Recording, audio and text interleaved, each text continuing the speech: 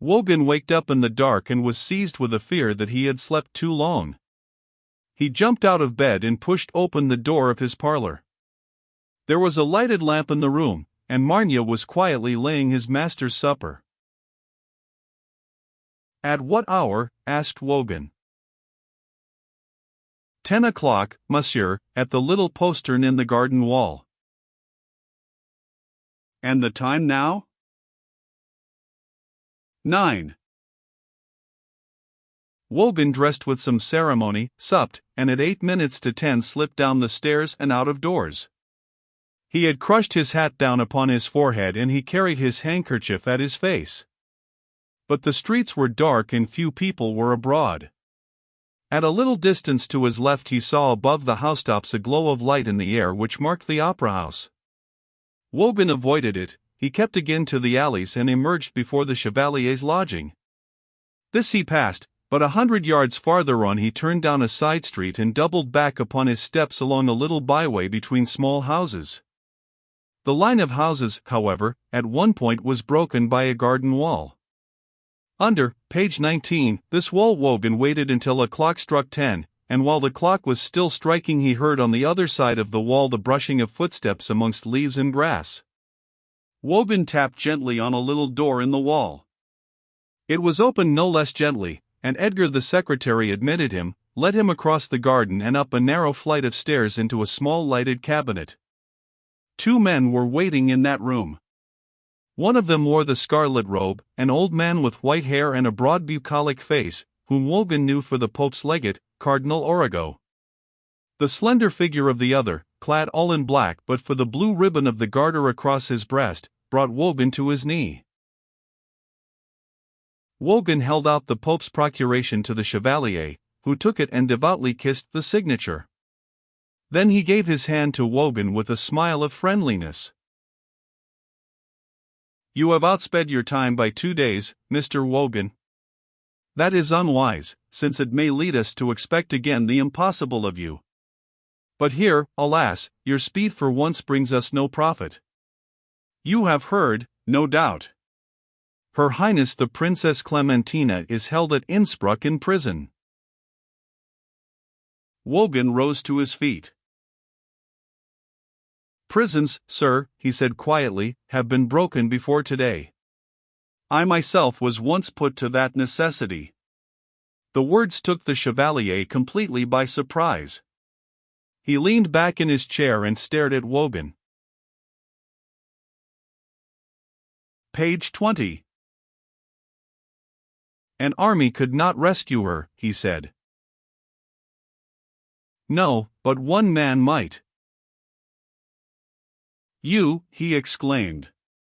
He pressed down the shade of the lamp to throw the light fully upon Wogan's face. "It is impossible." "Then I beg your Majesty to expect the impossible again." The Chevalier drew his hand across his eyes and stared afresh at Wogan. The audacity of the exploit and the imperturbable manner of its proposal caught his breath away. He rose from his chair and took a turn or two across the room.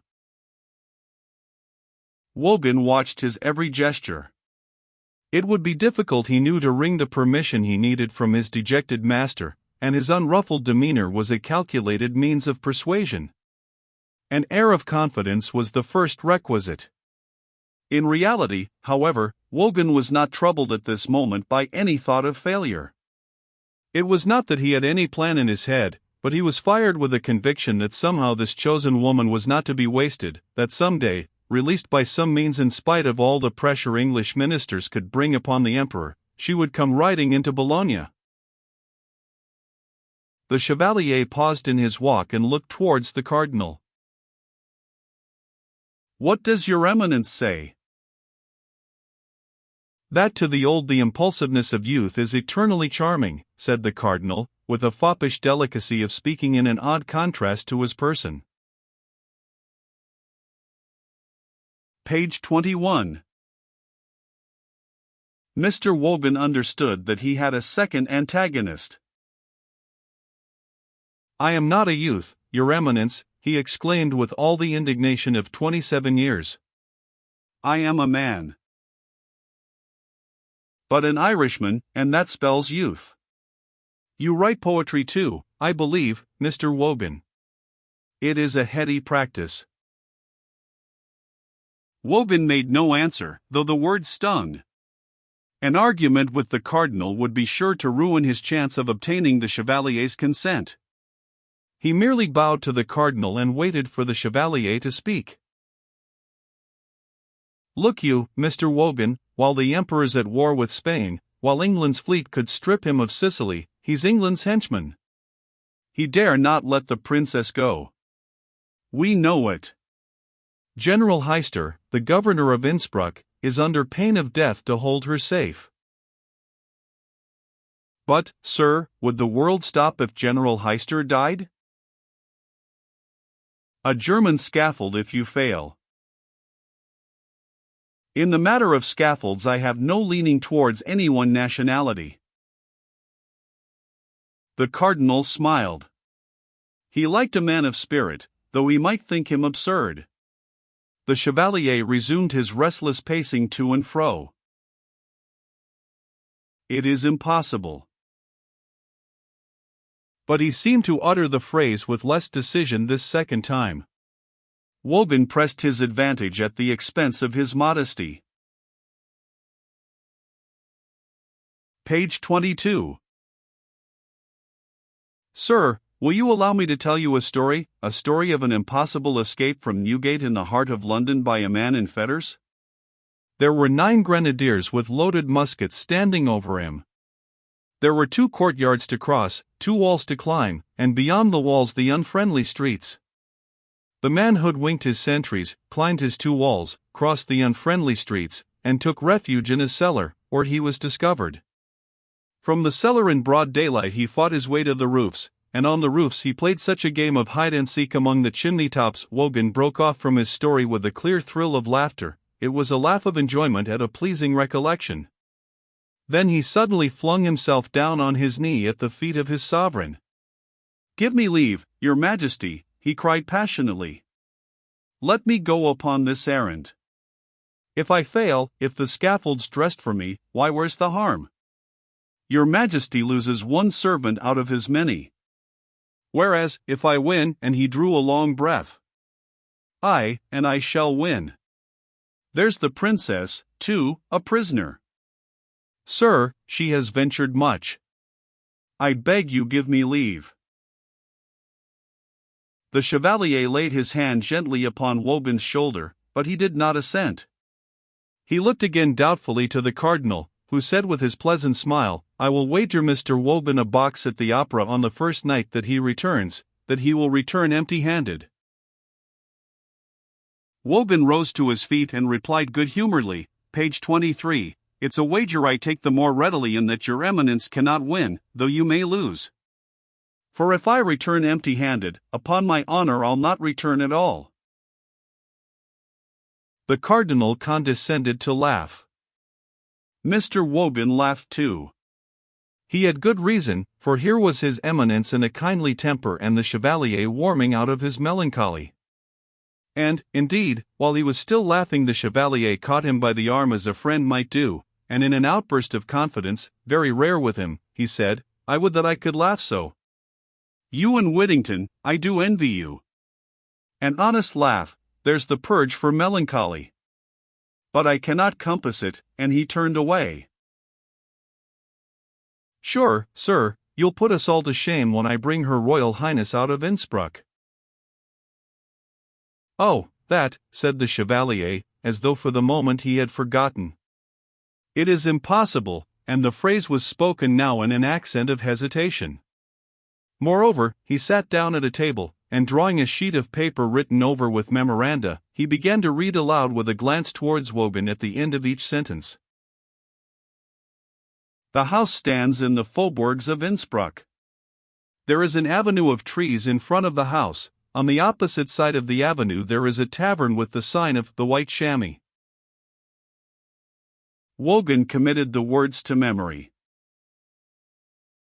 "The princess and her mother," continued the chevalier, "are imprisoned in the east side of the house." Page 24. And how guarded, sir? Asked Wogan. The Chevalier read again from his paper. A sentry at each door, a third beneath the prisoners' windows. They keep watch night and day. Besides, twice a day the magistrate visits the house. At what hours? At 10 in the morning. The same hour at night. And on each visit the magistrate sees the princess? Yes, though she lies abed. Wogan stroked his chin. The cardinal regarded him quizzically. I trust, Mr. Wogan, that we shall hear Farini. There is talk of his coming to Bologna. Wogan did not answer. He was silent. He saw the three sentinels standing watchfully about the house. He heard them calling all's well each to the other. Then he asked, Has the princess her own servants to attend her? Only M. Chateaudux, her chamberlain. Ah! Wogan leaned forward with a question on his tongue he hardly dared to ask. So much hung upon the answer. And M. Chateaudux is allowed to come and go? In the daylight. Wogan turned to the cardinal. The box will be the best box in the house, Wogan suggested. Page 25. Oh, sir, replied the cardinal, on the first tier, to be sure. Wogan turned back to the Chevalier. All that I need now is a letter from your Majesty to the King of Poland and a few rascally guineas. I can leave Bologna before a soul's astir in the morning. No one but Whittington saw me today, and a word will keep him silent. There will be secrecy, but the Chevalier suddenly cut him short. No, said he, bringing the palm of his hand down upon the table. Here's a blow that we must bend to. It's a dream, this plan of yours. But a dream I'll dream so hard, sir, that I'll dream it true, cried Wogan, in despair. No, no, said the Chevalier. We'll talk no more of it. There's God's will evident in this arrest, and we must bend to it, and at once Wogan remembered his one crowning argument. It was so familiar to his thoughts, it had lain so close at his heart, that he had left it unspoken, taking it as it were for granted that others were as familiar with it as he. Sir, said he eagerly, I have never told you, but the Princess Clementina when a child amongst her playmates had a favorite game. They called it Kings and Queens. And in that game the princess was always chosen Queen of England. The Chevalier started. Is that so? And he gazed into Wogan's eyes, making sure that he spoke the truth.